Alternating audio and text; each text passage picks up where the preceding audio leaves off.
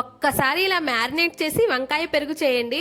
వంకాయ అంటే ఇష్టం లేని వాళ్ళు కూడా ఈ కర్రీ 2 సార్లు వడ్డించుకొని తింటారు. రుచి మాత్రం నెక్స్ట్ లెవెల్. ఈ మసాలా పట్టు మాత్రం అస్సలు మిస్ అవ్వకుండా ఉండాలంటే వీడియో చివరి వరకు చూడండి.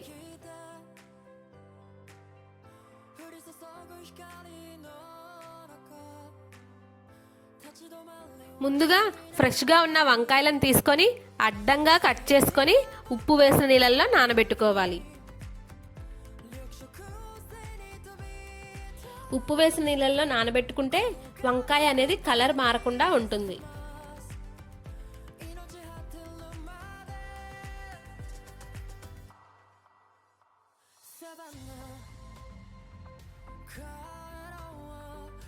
అవి నానేలోపు ఒక ప్లేట్లో 1 టేబుల్ స్పూన్ కారం, 1/2 టేబుల్ స్పూన్ పసుపు, రుచికి సరిపడా ఉప్పు, 1/2 టేబుల్ స్పూన్ ధనియాల పొడి, 1/2 table spoon garam masala, 1/2 table spoon అల్లం వెల్లుల్లి పేస్ట్ వేసి అన్నింటినీ బాగా కలుపుకోవాలి.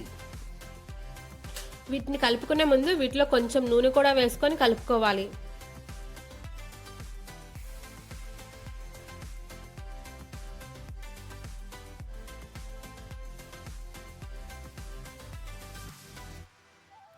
ఇలా మసాలా కలుపుకున్న తర్వాత ఉప్పు నీళ్ళలో ఉన్న వంకాయలను తీసి వేరు చేసుకోవాలి.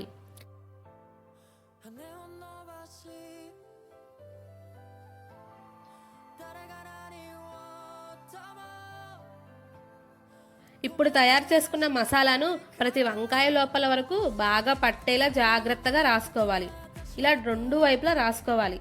ఇలా మసాలా బాగా పట్టిన వంకాయలతో కర్రీ చేస్తే ప్రతి ముక్క కూడా సూపర్ టేస్ట్తో ఉంటుంది.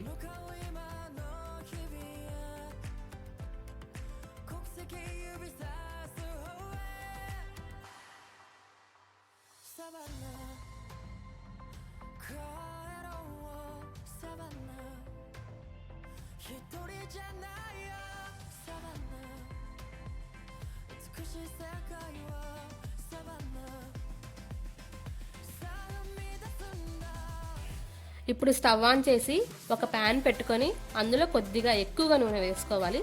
నూనె వేడెక్కిన తర్వాత మసాలా పట్టించిన వంకాయలు ఒక్కొక్కటిగా వేసుకోవాలి.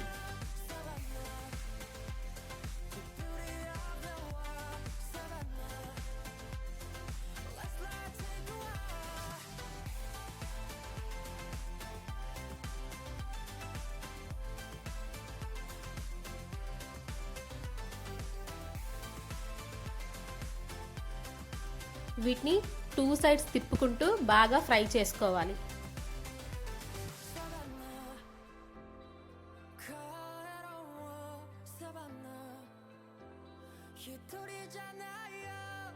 అంతలోపు ఒక గిన్నెలో చిక్కటి పెరుగు తీసుకొని రుచికి సరిపడా ఉప్పు వేసుకోవాలి.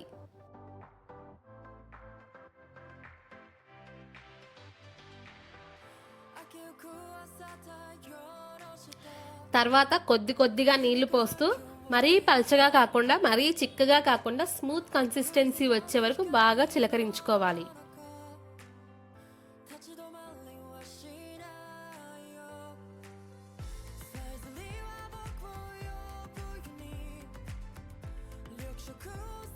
ఇప్పుడు వంకాయలు 2 వైపులా బాగా ఫ్రై అయ్యాక వాటిని ఒక బౌల్లోకి తీసి పక్కన పెట్టుకోవాలి.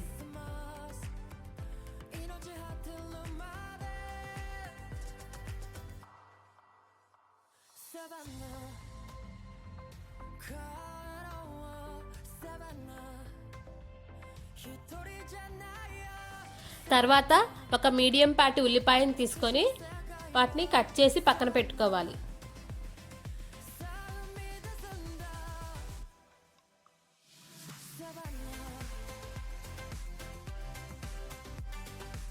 రెండు పచ్చిమిరపకాయలను తీసుకొని కూడా కట్ చేసి పక్కన పెట్టుకోవాలి.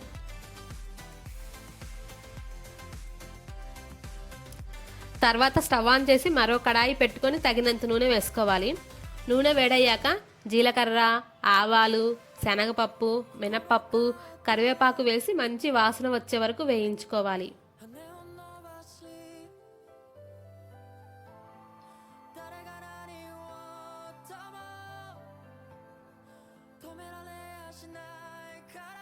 ఇప్పుడు కట్ చేసి పెట్టుకున్న ఉల్లిపాయలు, పచ్చిమిర్చి ముక్కలు వేసి బాగా ఫ్రై చేసుకోవాలి. ఇందులో కొద్దిగా ఉప్పు, చిటికెడు పసుపు వేసి ఉల్లిపాయలు మెత్తబడే వరకు బాగా ఫ్రై చేసుకోవాలి.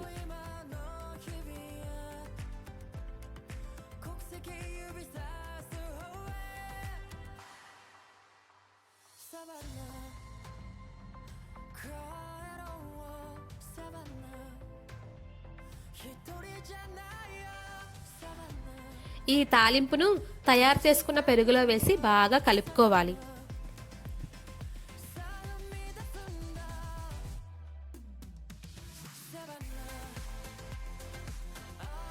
ఆ తర్వాత మనం ఫ్రై చేసి పెట్టుకున్న వంకాయలను కూడా పెరుగులో వేసి నెమ్మదిగా కలుపుకోవాలి. ఇలా 15 నుంచి 20 నిమిషాలు నాననిస్తే పెరుగు మసాలా రుచి వంకాయలోకి బాగా చేరుతుంది. అంతే, నోట్లో వేసుకుంటే కరిగిపోయేంత సాఫ్ట్గా అద్భుతమైన రుచితో వంకాయ పెరుగు కర్రీ రెడీ.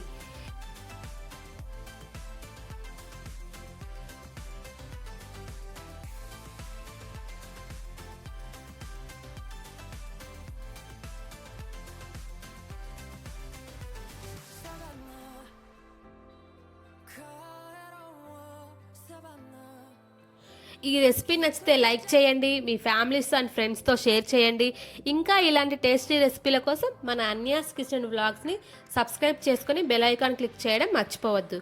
మళ్ళీ మరో కొత్త రెసిపీతో ఇంకో వీడియోతో కలుద్దాం. అప్పటి వరకు బాయ్ ఫ్రెండ్స్.